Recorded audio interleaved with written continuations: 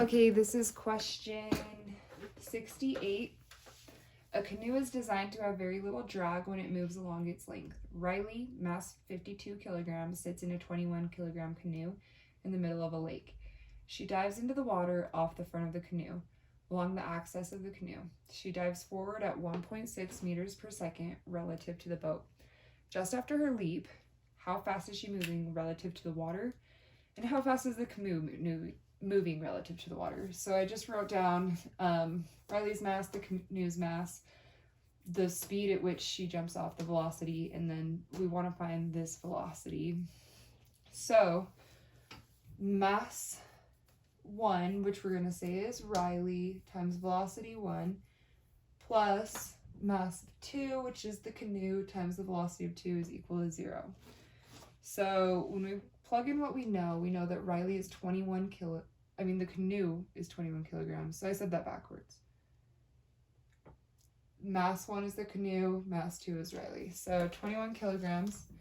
We're going to times that by the 1.6 meters per second that she does when she goes off of the boat.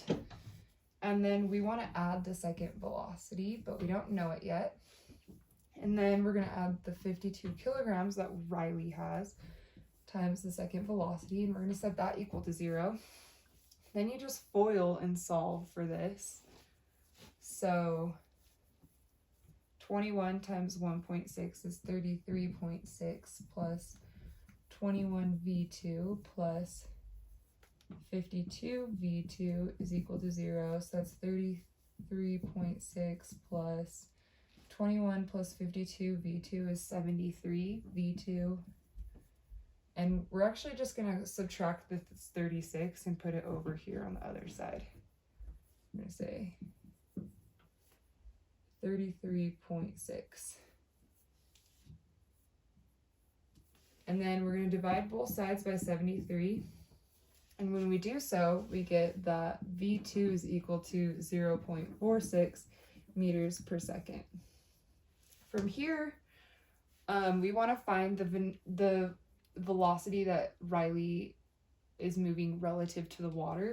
So if we multiply this by her original velocity, 1.6 meters per second, times 0.46 meters per second, we're going to get 1.14 meters per second. So that's the answer to part A.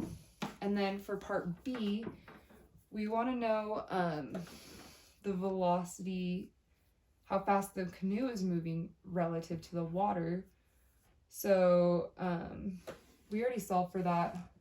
That's this, the 0.46. So that is question number 68.